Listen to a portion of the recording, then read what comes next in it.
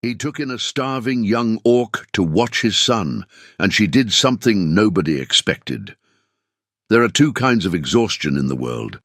The first is honest exhaustion, the kind that comes after a real day's work, that aches in the muscles and disappears with sleep and a warm meal. That kind of exhaustion is almost beautiful. It has a beginning, a middle, and an end. The second has no decent name. It's the exhaustion of waking up every single day and doing everything right without feeling anything. Of opening your eyes, seeing the peeling wooden ceiling, hearing your son breathe in the room next door, and thinking, another one, not as gratitude, not as relief, just as observation, another day starting, another day that will need to be crossed. Henry Woolf knew that second kind better than he knew his own face in the mirror. Goldport woke early, the way all harbour cities do, dependent on the tide, not the sun. The smell arrived before the light, salt, smoked fish, damp wood, and that permanent undercurrent of tar that lodged in the throat and that, after enough years, you stopped noticing. Henry had stopped noticing. Had stopped noticing a lot of things, actually. That the workshop door creaked at the exact same spot every time, that the third step on the staircase had been rotting for 4 months, that he'd been wearing the same work pants since Tuesday. The workshop sat at the back of the house, separated from the living quarters by a stone hallway that sweated moisture in winter and cracked in summer. Net repairs, hull patching, dock plank replacements, invisible work, the kind a city uses every single day and never thanks anyone for. The port of Goldport functioned because there were men like Henry holding things together with resin, nails and stubbornness, but the port didn't know any of their names. He was 32 years old and looked 40, not from lack of care, from excess of weight. Widowhood has a particular way of aging a man, not through sharp pain, which at least announces itself, but through the constant absence of the hand that used to carry half of what you were carrying. Lena had died 18 months ago. A sudden fever that became infection, that became silence in less than a week, too fast to understand, too slow to forget. And she had left behind, along with a bed that was too large, a 6-year-old boy who had begun folding himself inward like wet paper. Thomas. Henry heard his son shifting in the bedroom and walked to the door. The boy was sitting on the floor, not on the bed, because he had decided some time ago that the floor was safer, harder to fall when you were already at the lowest point. He had his mother's dark hair and brown eyes, and a way of watching things, as though he were always calculating the distance between himself and danger. He didn't talk much. Before Lena died, Thomas talked enough for 2, invented stories. Endless questions, the kind of noise that irritates you in the moment and haunts you forever after. Then the words began drying up like a puddle in summer. Now he communicated through gestures, single syllables and long silences that Henry had learned to read but never learned to fix. "Good morning," said Henry. Thomas raised his hand. A small wave. "Morning, Dad." Henry went to make the porridge. The kitchen smelled of soot and fennel. Lena had planted it in a clay pot on the windowsill, and Henry kept watering it without knowing quite why. The porridge was simple. Oats, water, a spoonful of honey when there was honey. He put both bowls on the table and went to call Thomas, who came without being called because he knew the ritual by heart. It was during breakfast that the warning arrived. Not a formal letter. It never was in Goldport. It was Benedito, the harbour contractor's nephew, who knocked with the face of someone delivering bad news on behalf of someone else, and therefore felt no personal responsibility for it. "Mr. Crevero says if you miss one more shift, the contract goes to someone else. 3 weeks with gaps in the schedule doesn't work, Henry." "I know," said Henry. "Just so you know." The door closed.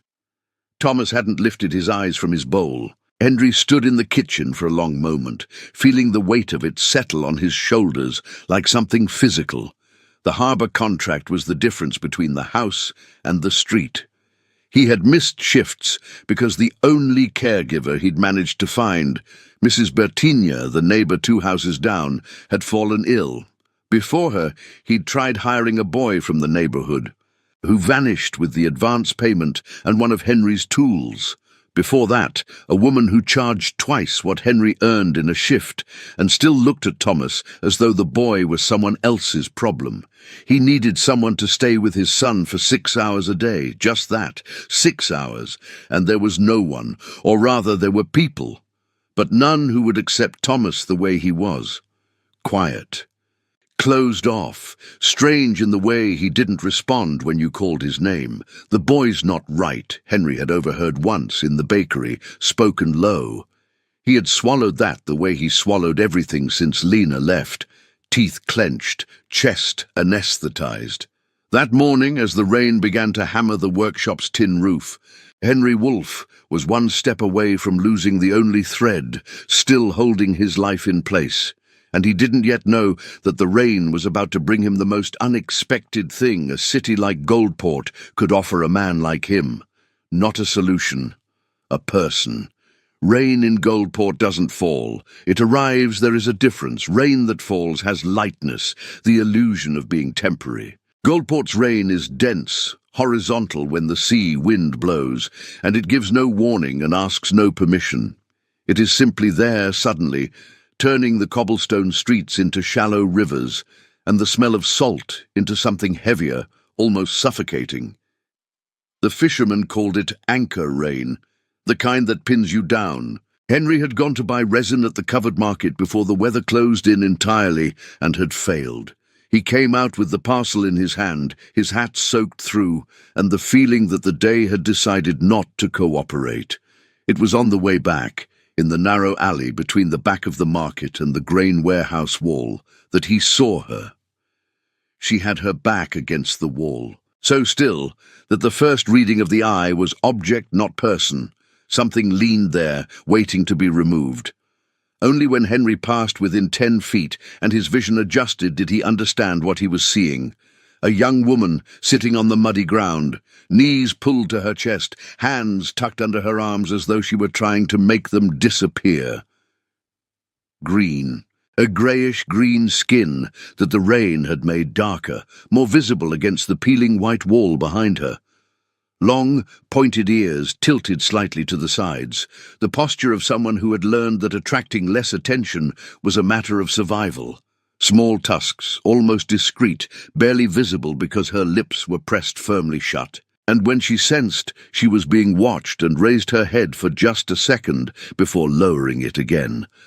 The eyes, gold, deep, with that amber gleam that orcs have, and that the people of Goldport insisted on calling a beast's stare, because calling it beautiful would cost something they weren't willing to pay. She was thin in a way that frightened. Not the thinness of someone who doesn't take care of themselves, the thinness of someone who hasn't eaten in days.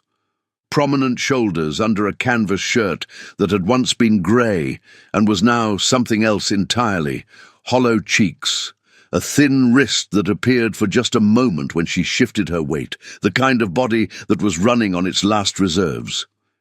She didn't ask for anything. That was the detail that made Henry stop completely. He knew beggars. Goldport had plenty on the harbour corners, outside the tavern. He knew the gesture, the appeal, the extended hand, or the calculated gaze that measures whether you look like the kind of person who gives. She did none of that. She didn't look at him like an opportunity. She looked the way someone looks who has been through so many things that they've given up expecting other people to be anything other than walking danger. She was waiting for the rain to pass. Or perhaps not even that. Perhaps she was simply existing there, in the only corner the wall offered as shelter, waiting for the world to keep ignoring her as it had until now. Henry stood in the rain for perhaps 10 seconds. Then the practical part of his brain, the same part that calculated timber loads and rope tensile strength in meters, ran the quick arithmetic. He needed someone today, now. The shift started at 2 in the afternoon, and it was 11 in the morning. He'd tried 3 more names this week, 1 refusal, 1 laugh, 1 absurd price. His son was home alone, because Mrs. Bertigna had sent word she was still in bed. He wasn't looking for an orc. He wasn't looking for anyone in particular.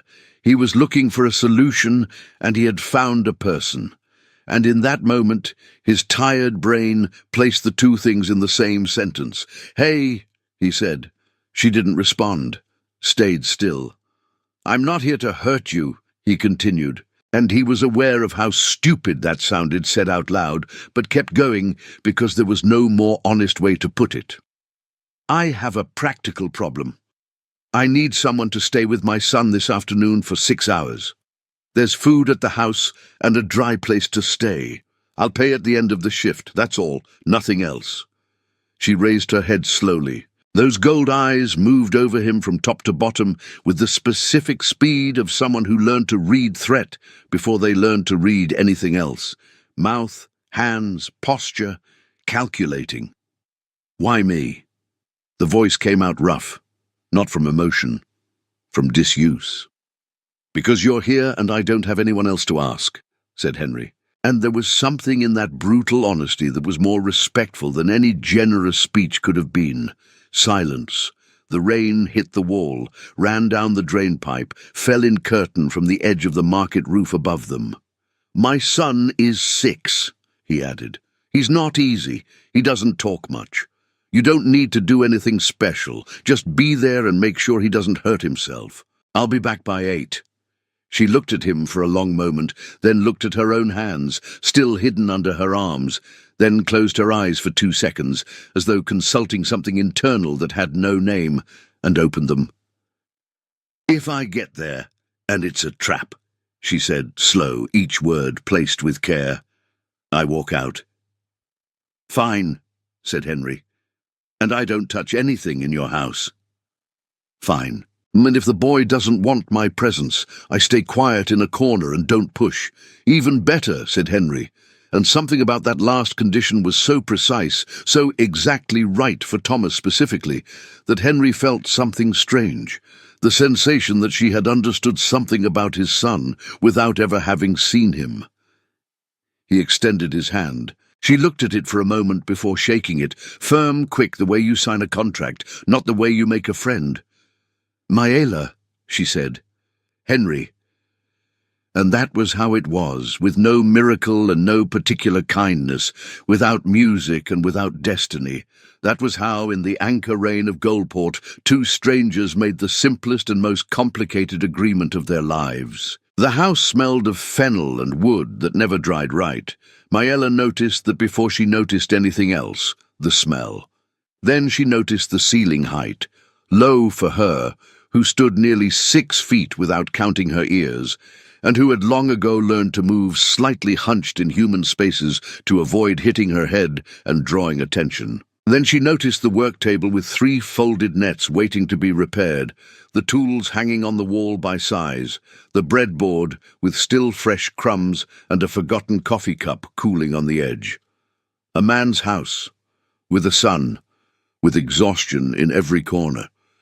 She knew that smell, not this specific house, but the type, places where people do everything they can, and the dust still builds in the corners because there's no time left, even for that.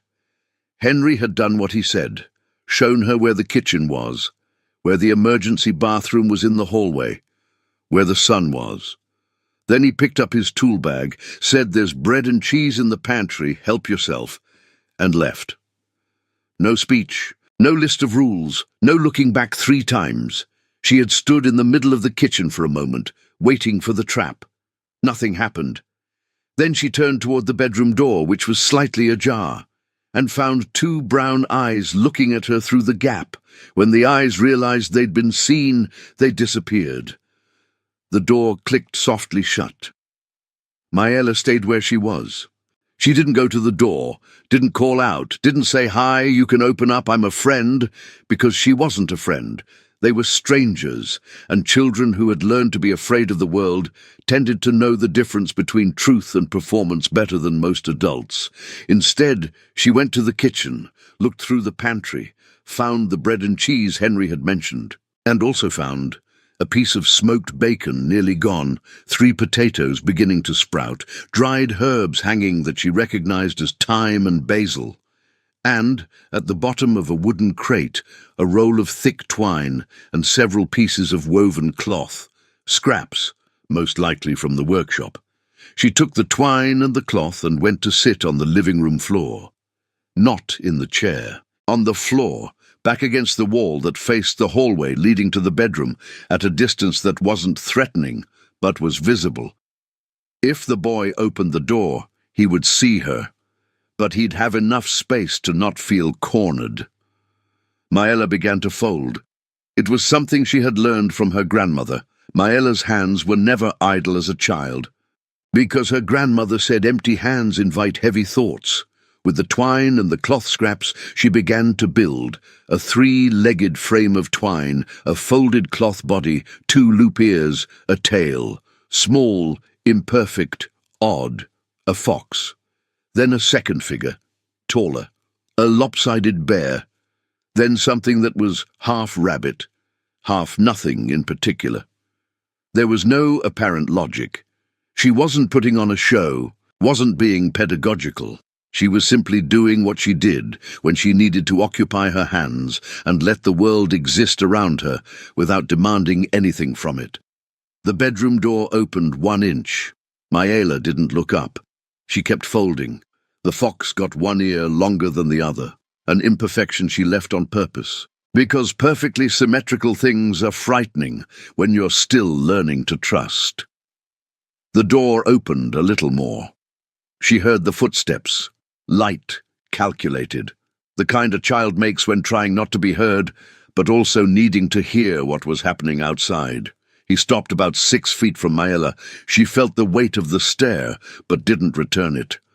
She placed the fox in the line, beside the bear and the rabbit thing, and picked up another piece of cloth. "This one's going to be a fish," she said, in a low voice, to no one in particular. "But I'm not very good at fish. It'll come out crooked." Silence. "Everything I make comes out crooked," she continued, same tone. "My grandmother said it was because I was too impatient, but I don't think that's it. I think crooked things have more history, nothing, but the quality of the silence had changed. It was no longer the silence of someone ready to run. It was the silence of someone who was listening. The fish came out with its tail bent the wrong way. She set it in the line, then she felt it. The floor gave slightly, a small weight settling down about 3 feet away. She didn't turn her head. She just shifted her field of vision, peripheral, subtle, and saw Thomas, sitting cross-legged 3 feet away from her, looking at the row of figures with an expression she knew well. Not happiness, recognition. This is safe. They sat like that in silence for maybe 20 minutes, her making figures, him watching, neither one demanding anything from the other. And then, slowly, with a carefulness that seemed enormous for such a small gesture, Thomas reached out and picked up the fox. Maëla kept folding the next piece of cloth, but inside, in that space she had learned to keep closed because life had taught her that hope was a dangerous luxury. Inside, something that had been quiet for a very long time stirred awake and sat there, the way she was sitting, watching and waiting. Not happiness yet, recognition. This might be safe. It didn't happen in a day. It happened in layers, like varnish over old wood. It doesn't cover all at once, doesn't transform all at once, but with each coat the wood becomes a little less exposed, a little less brittle to the touch. You have to let it dry between coats. You have to have patience for what cannot be rushed. Henry began watching Maëla without her knowing, or perhaps she knew and allowed it, because there was something about this man that was different from the other humans who had crossed her path. He didn't pretend not to look while looking. When he stopped in the kitchen doorway and stayed 3-4 seconds longer than necessary, it was a direct gaze, no pretense of indifference. "I'm watching. I'm not judging yet. I'm trying to understand." She could work with that. The morning ritual had been born on the 3rd day, almost by accident. Thomas woke with a troubled stomach. Maëla had noticed this on the very first day. The way the boy arrived in the kitchen in the morning with his brow creased and the posture of someone negotiating with his own body. She had asked Henry in passing whether his son had a history of digestive problems. Henry had said, with the voice of someone remembering something he'd forgotten to mention, "Since his mother died, the doctor said it's anxiety that goes to the stomach. He can't eat anything heavy in the morning."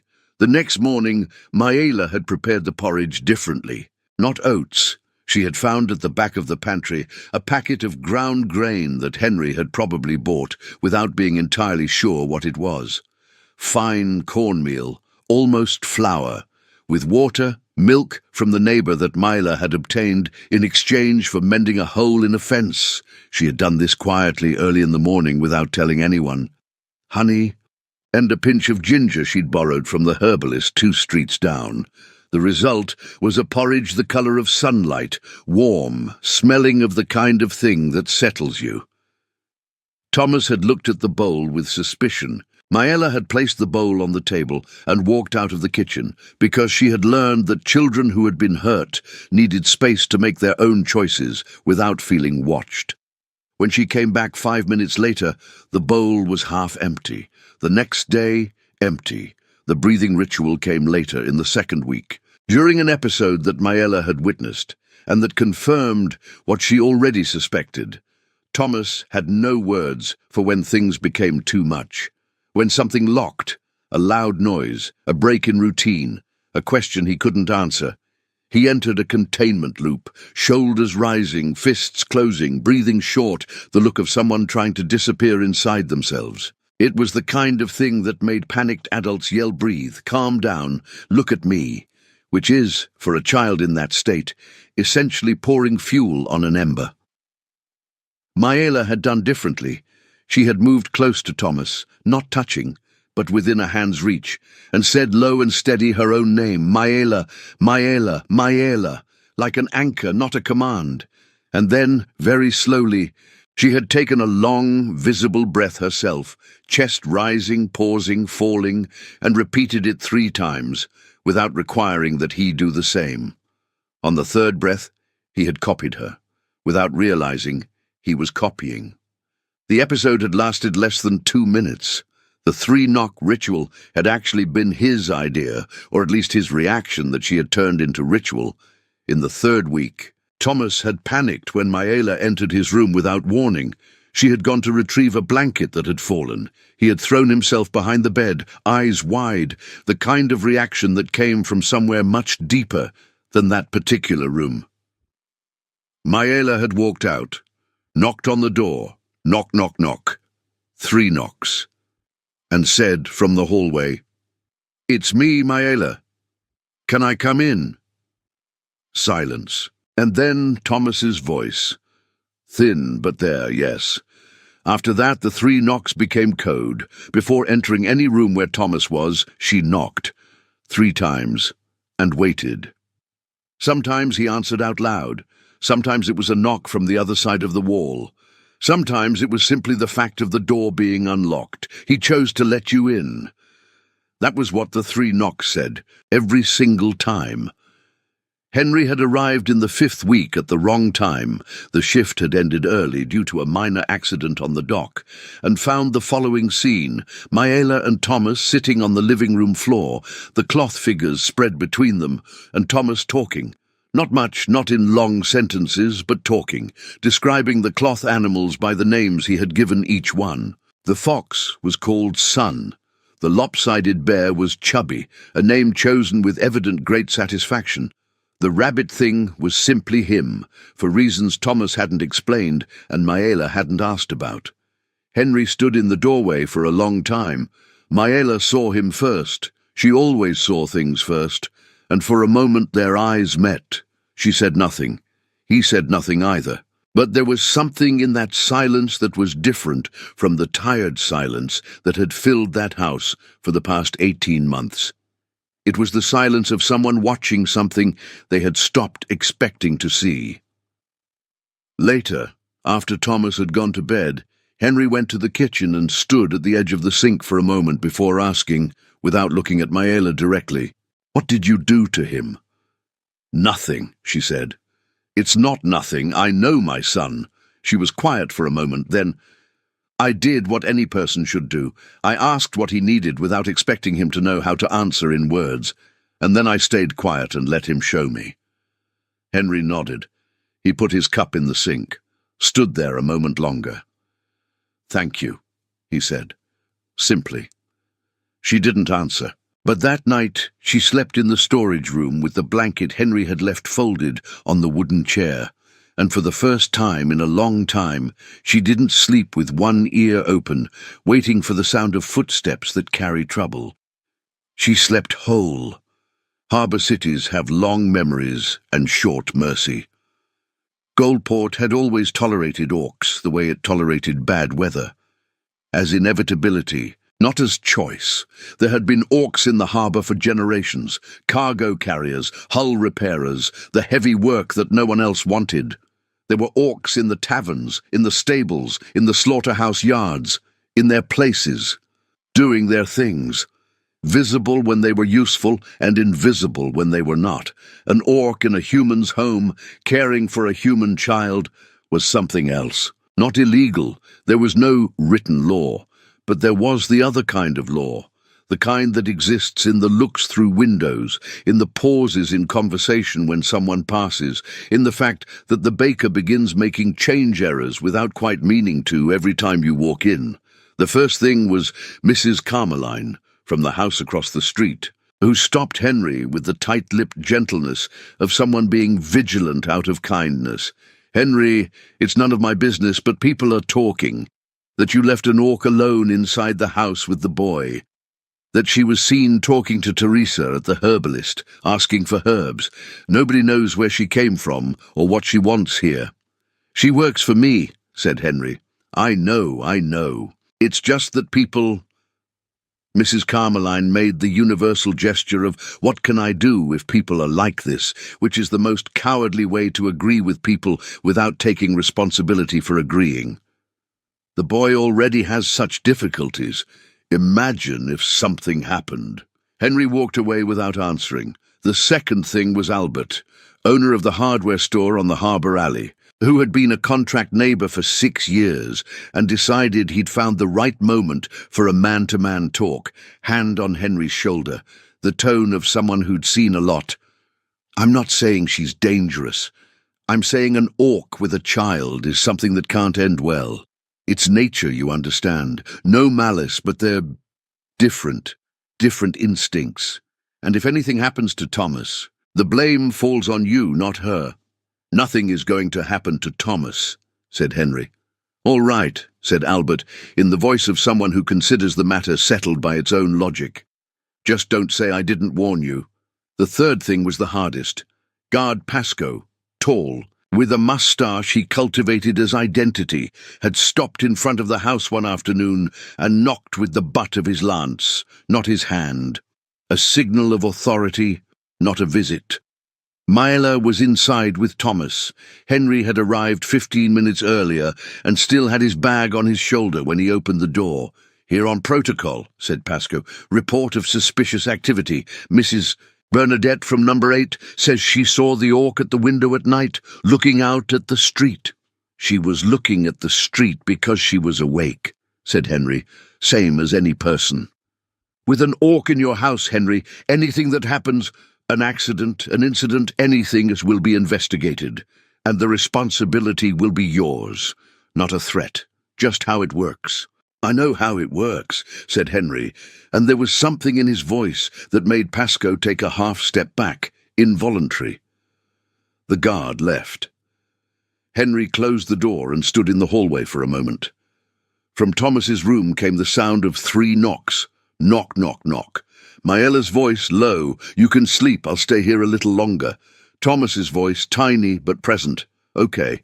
Henry went to the kitchen and stood facing the sink for a long time. The question wasn't whether Maela was dangerous. He knew she wasn't. The way you know when you watch something closely for weeks, when you see someone deal with your child the way she dealt with Thomas, when you understand that the patience she had with him wasn't performance, it was constitution. It was who she was. The question was the cost. In Goldport, social cost was as real as financial debt. Contracts could be broken over reputation. Clients could vanish over a rumour. The harbour's trust, the only thread keeping the house, depended on Crevero. And Crevero was the kind of man who read the city's wind before making any decision. If Goldport decided that Henry Wolfe had become a problem, Henry Wolfe would become a problem. Simple as that. That night he lay awake staring at the ceiling, running the calculation that had no clean answer. On one side, the house, the contract, the minimal stability Thomas needed. On the other, the only thing that had given his son anything resembling a presence in the world. There was no easy answer. And then, in the morning, while he was drinking his coffee and trying not to think, Myla set 2 bowls of cornmeal porridge on the table without comment. One for Thomas, one for him. He looked at her. "You know people are talking," he said. "They always have," she said, simply, and she went to sit and eat without drama, without asking him to fix anything. Henry drank his coffee, ate the porridge, and understood, with a clarity he hadn't wanted to arrive so soon, that Goldport's problem had stopped being abstract. It was about to knock on the door with considerably more force than any guard.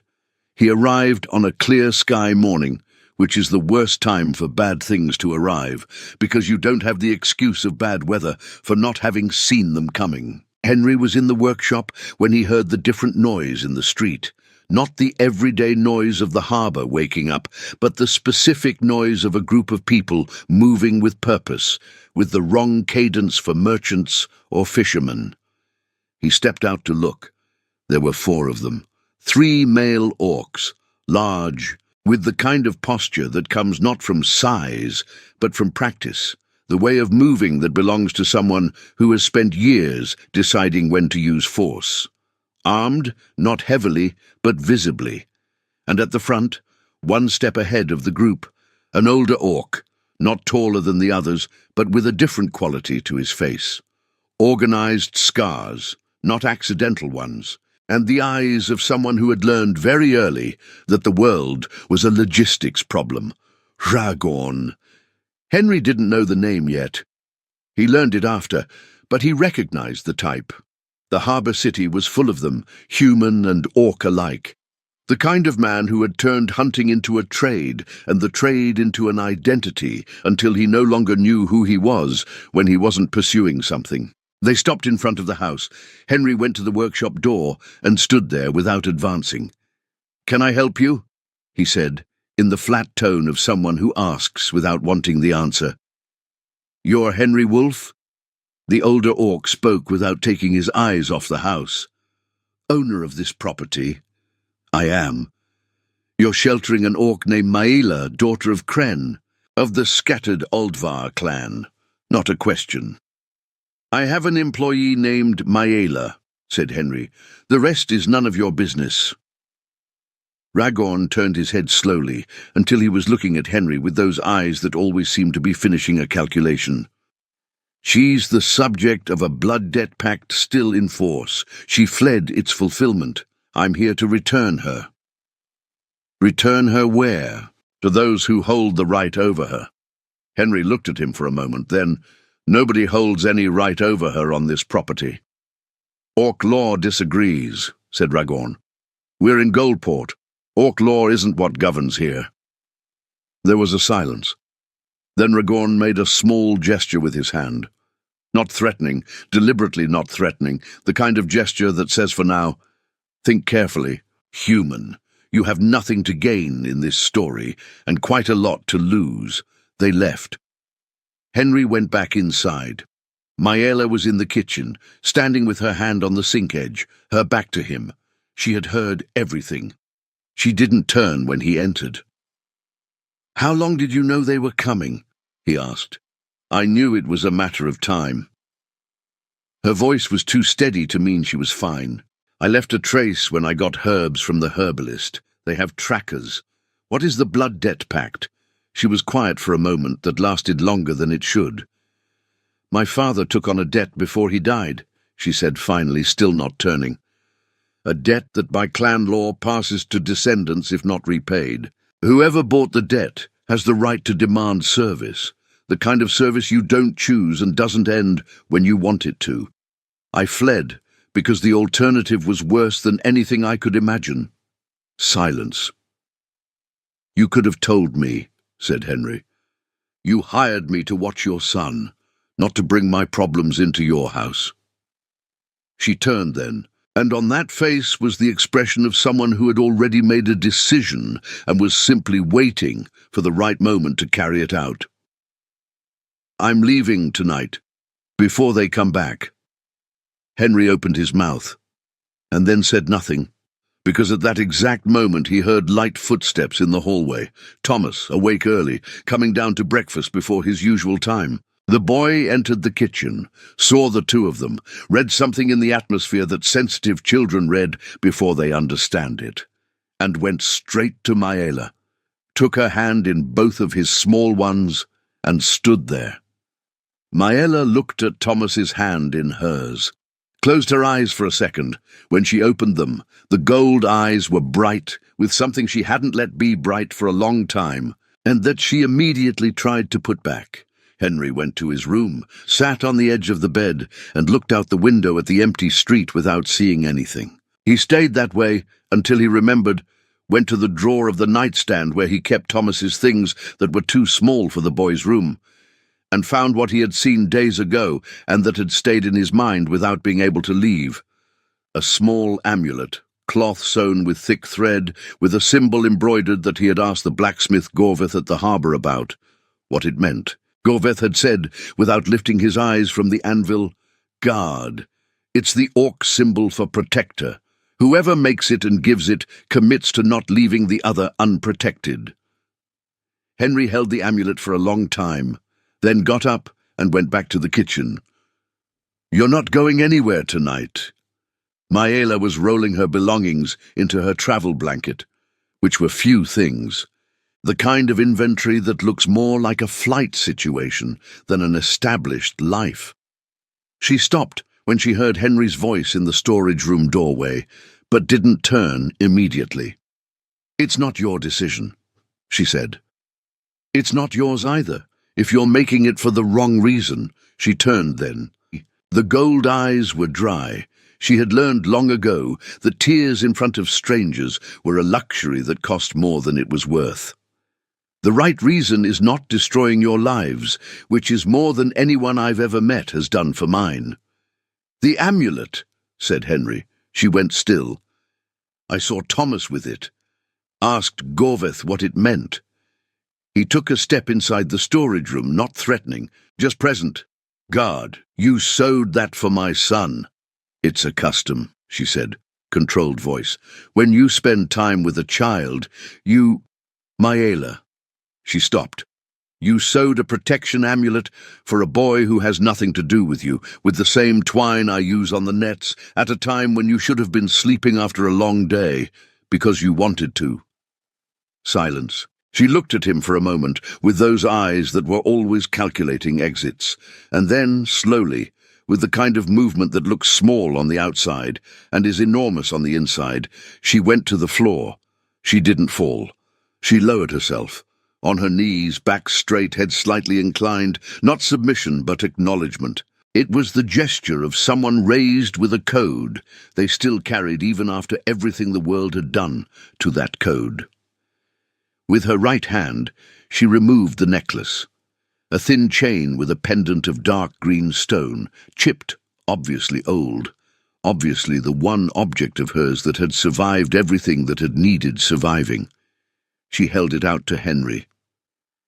"In my clan's culture," she said, voice low and precise, each word carrying the weight of something not said lightly, "when someone gives you shelter without buying you, without using you, without taking more than was agreed, you don't pay with money, you pay with loyalty, and loyalty, in my code, isn't a feeling, it's an action." She kept the necklace extended. "This is the last piece of my family. When you give this to someone, you're saying your life is committed to theirs, not as a servant, as a choice, as a vow." Henry looked at the necklace, looked at her, stood still. "You don't need to do this," he said finally. "I know. That's why it's real." A long silence. The candle flame in the corner of the storage room trembled in a draught from the window. "If Ragorn comes back," said Maella, "and if I'm not here, he has no reason to bother you two. I'm the problem. I solve the problem by leaving." "And where will you go?" She didn't answer, because there was nowhere. Henry looked at her for a moment, then lowered her hand, not touching the necklace, pushing her hand back toward her, returning it. "Keep the necklace." She looked up. "I need to tell you something," said Henry, and it was the first time in a long time that he spoke about Lena without someone asking, about how she had been the person who understood Thomas, the only one who knew how to read their son's silence without turning it into a problem, about how, after she was gone, the boy had become a locked room with no key, about how Henry had tried everything he knew how to try and had gotten nowhere because he loved his son but wasn't the right person to open that particular door. "You are," he said. "I don't know what you did or how, but you are. And I'm not going to pretend I didn't see that because it's more convenient for me." Maella looked at him for a long moment. "You're an idiot," she said, but not with anger, with something that was, perhaps, the most honest way she had of saying thank you. "Probably," said Henry. "But it's the kind of idiot who's going to open the door tomorrow when Ragorn shows up again. So if you have any plan, now is the time to share it." She was quiet for a moment. Then, for the first time in weeks, the corner of her mouth rose by a millimeter. "I know someone who can settle this," she said, "but it's going to require you to trust an old man who claims to be a blacksmith." Henry processed that. "Gorveth." "You already knew." "I suspected something. He knows the symbol." "Gorveth isn't just a blacksmith," said Maella. "He's an elder of the Code Council, one of the last. If he testifies that the blood pact was invoked illegally, which it was, because my father was under coercion when he signed, Ragorn can't touch me. It's the code. He lives and dies by the code. And so does Ragorn." "And so does Ragorn," Henry nodded. "Then tomorrow morning," he said, "we go talk to the old blacksmith." She looked at him, then looked at the necklace in her own hand, closed her fingers around it. "Why are you doing this?" she asked, not rhetorically, genuinely. "You don't owe me anything. The agreement was food and payment. You've already given that." Henry stood still for a moment, then went to the door on the verge of leaving, turned back. "My son slept with a protection amulet you sewed for him," he said. "That's worth more than any contract I've ever signed." And he left. Maella sat alone in the storage room for a long moment, the necklace closed in her fist, listening to the sounds of the house. The creaking planks, the wind in the eaves, the quiet breathing that came from Thomas's room through the thin walls. Family in her clan's culture was not blood. It was choice. It was who you decided to wake up to protect. She had stopped believing she would ever make that choice again. The morning came with fog and with Ragorn. It wasn't a surprise. Henry had spent much of the night without sleeping running exactly that calculation, and had concluded that men like Ragorn didn't give second deadlines out of kindness. They gave them to appear reasonable while gathering what they needed in order to no longer need deadlines, which meant the window was small, and the conversation with Gorveth had happened early before dawn in the forge, with Maella translating where the elders' language became too dense for Henry's imperfect understanding. Gorveth had listened to everything with the face of someone who already knew everything and had been waiting for someone to bring it to him. An old man, with the shoulders of a man who had worked his whole life, deep green, dark, wrinkled skin, amber eyes almost dimmed that were not dimmed at all. When Maella finished, he had been silent for what seemed too long, and then had said in Orc, something she translated for Henry as, "I knew Ragorn would betray the code when he was young. I let it happen because I thought it was his business to sort out. My mistake." Then he had stood up, taken the heavy leather coat that hung behind the forge, and said in deliberate Portuguese with a thick accent, "When they come, you call me." They came at 9 in the morning, at the harbour. While Henry was on the dock edge, waiting for a timber delivery he needed to receive before the day became something else entirely. Ragone and the 3 men came from the market side. There was already a small crowd, dock workers, merchants, a few neighbours, the kind of gathering that a small city forms when it senses something is about to happen. Because small cities are hungry for events and have no shame about watching, Maela was with Henry. She had insisted on being there, with the implacable logic of someone who knows that hiding was what hadn't worked. They'll come after me regardless. At least here there are witnesses. Ragone stopped 10 feet away. His gaze went directly to Maela, not to Henry, as though Henry were part of the scenery. "I gave you time yesterday. Time is up." "I didn't accept the deadline," said Maela. "You didn't need to." Henry took a step forward, not a big step, but a step that placed his body between Ragone and Maela, and that was clearly the kind of gesture an untrained man makes when he has decided he's going to do this thing even with no idea how it ends. "She stays." Ragone looked at him with something that wasn't anger. It was worse. It was patience, the kind of patience belonging to someone who has seen this scene many times and knows how it ends. "Human. You don't understand what you're getting into." "I understand," said Henry. "I'm getting in your way. That's going to cost more than you can pay." The crowd around them was quiet with that specific silence that is not neutrality, it is assessment. "Let's see." Henry felt the weight of those surrounding eyes as something physical, everyone calculating whether he was a hero or an idiot. The unanimous answer being probably an idiot. He stayed where he was. Ragone made a gesture. One of the men behind him advanced a step, and then the sound came. Small, high, from a direction nobody expected. From the edge of the crowd, from the direction where Henry had absolutely told Thomas to stay home, had said with all the firmness an exhausted father can gather, had asked Mrs. Bertigna to watch him. "Auntie!" Thomas's voice, one word only but enormous, clear as a bell, carrying 6 years of silence and returning all at once, thrown into the middle of Goldport's harbour, like a stone in still water. The crowd turned. Thomas was at the edge of the road, feet on the fog-damp stone, looking straight at Maela with an expression that wasn't fear. It was certainty. The kind of certainty children have when they've decided that something matters more than any adult's instruction. Maela stood still for a second, then lowered herself to his level and moved toward him, not running, walking, but with that speed you have when the body moves before the head does. And when she got close, Thomas threw his arms around her neck with that specific force of a 6-year-old that is all the force that exists. The crowd went silent. And then something happened that Henry had never predicted and would spend years thinking about. The crowd didn't turn on Ragone with anger.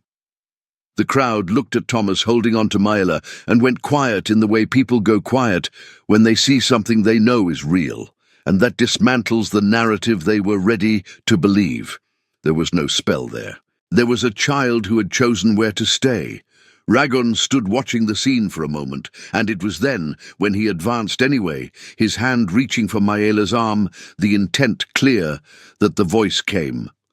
Ragone, son of no one, carrier of a false pact.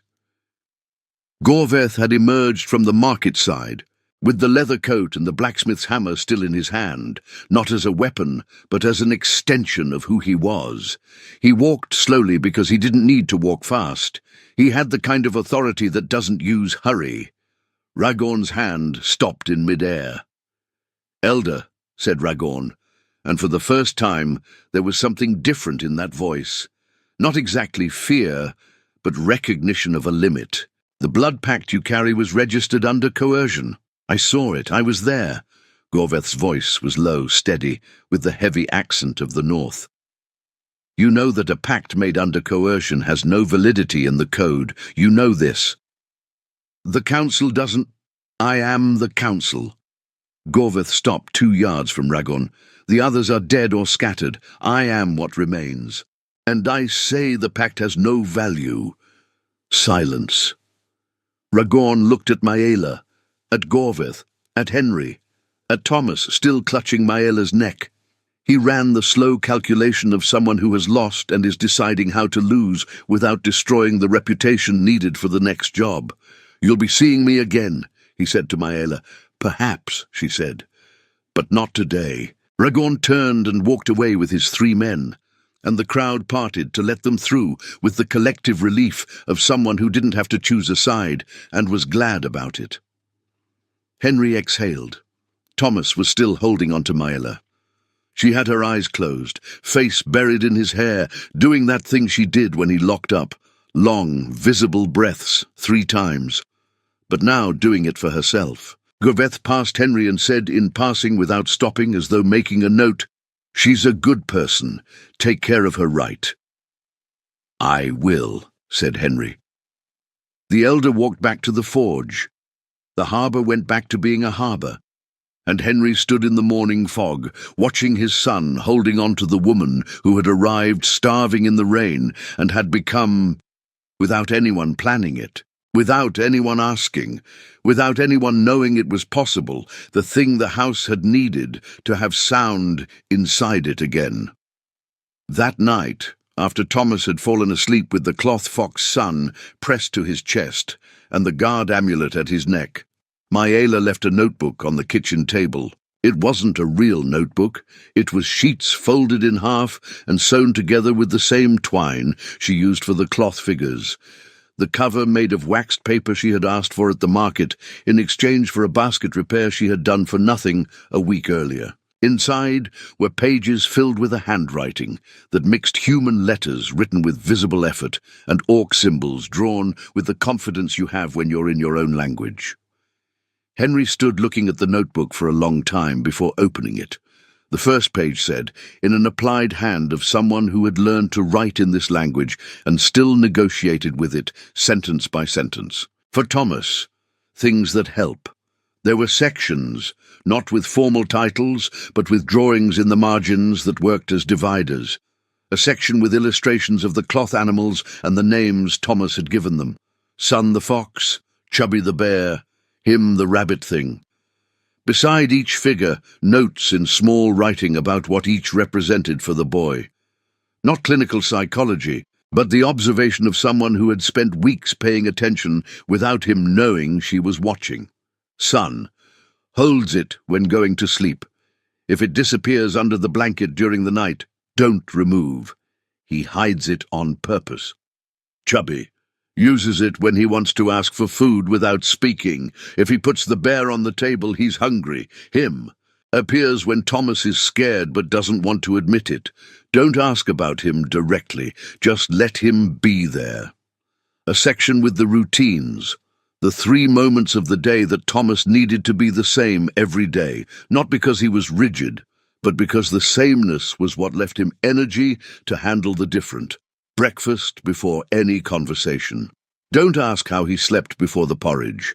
He answers questions better after his stomach is settled. A section with the 3-knock ritual, described in detail, including the variation that had emerged in the last few weeks, when Thomas sometimes responded with 2 knocks instead of a verbal yes, and what each variation meant. A section with the signs that the day was becoming too much. The right shoulder rises before the left. When this happens, it's time to lower the noise. Don't ask what's wrong. He can't name it yet. Just lower the noise. A section with recipes. Simple, approximate measurements. With notes alongside like the neighbour Faye's milk is richer. Use less.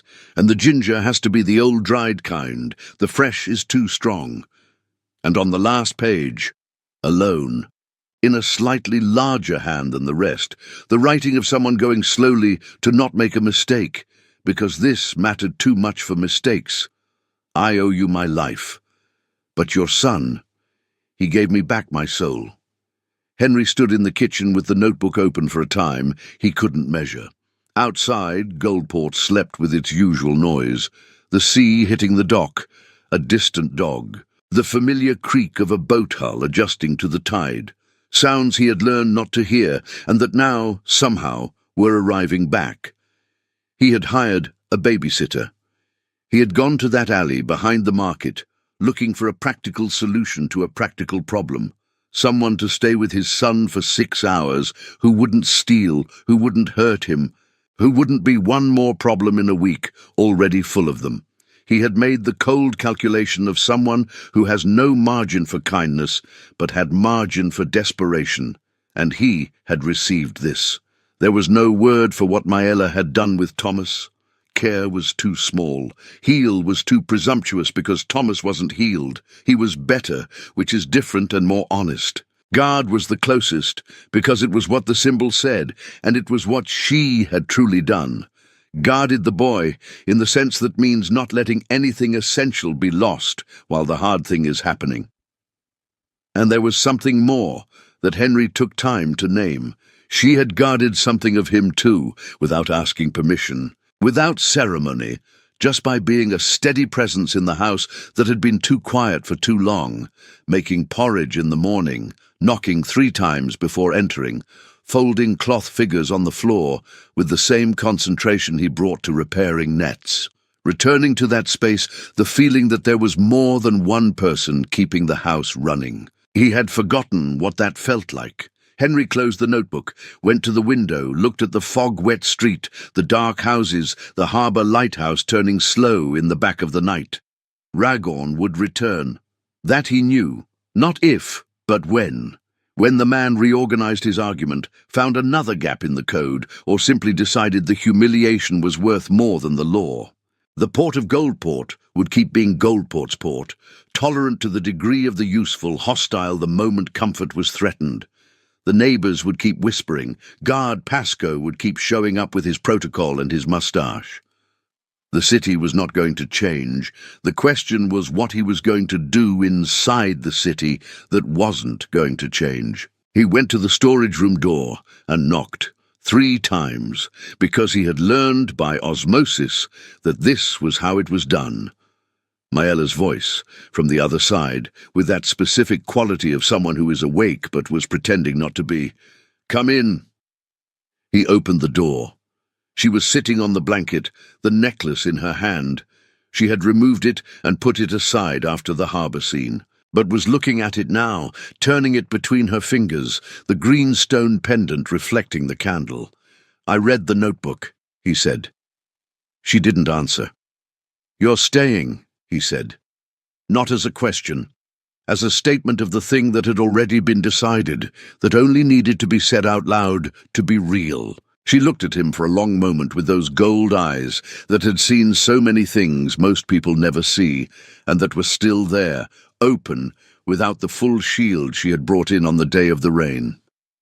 "Ragorn will come back," she said. "Yes. Goldport won't be easy. It never was. I'm not easy. Neither is Thomas," he said. "We get along." Silence. The candle trembled. Maela looked at the necklace in her hand, then slowly put it back around her neck, not as a gesture of refusal, as a gesture of not yet, but this is no longer the goodbye it was. "You're going to regret this," she said. "Probably," he said. "But I regret a lot of things. One more doesn't change the inventory." She looked at him for a moment, then looked at the wall, in the direction of Thomas's room on the other side. "He dreams loudly when he's happy," she said. "Did you know that?" Henry stood still. No, he hadn't known. He had heard Thomas make sounds in his sleep, but had always read it as restlessness, the kind of nocturnal unease of a child who carries too much while awake. "When he's well," said Maela, low voice. "He hums. Softly, no defined melody. It's the way his body releases what got stuck during the day." Henry stood still and listened to the night. And then he heard it. It had been there all along, so low it was almost part of the silence. Thomas's tiny voice, from the room next door, humming without words, without direction, the kind of sound that doesn't know it's making itself. Happy. Henry looked at Maela. She wasn't smiling. It wasn't a smiling moment. It was a moment for something else, quieter, more permanent, the face of someone who has found, after a long time lost, the place where the guard can lower by an inch, and the world doesn't charge for it. "Good night, Mayela," he said. "Good night, Henry." He closed the door, went back to the kitchen, picked up the notebook, went to the shelf where he kept the important documents, contracts, receipts, Thomas's birth certificate, the house deed, and placed the notebook among them, because that was what it was, a document, evidence, a record of something that had happened in that house that nobody had planned and that didn't need a name yet. Because the things that truly matter usually need time to know what name they carry. Outside, Gulport kept being Gulport. In here, for the first time in 18 months, there was more than one person on watch. And there was a boy humming in his sleep. Blood makes you orc. Pain makes you human. But choosing to build is what makes you family.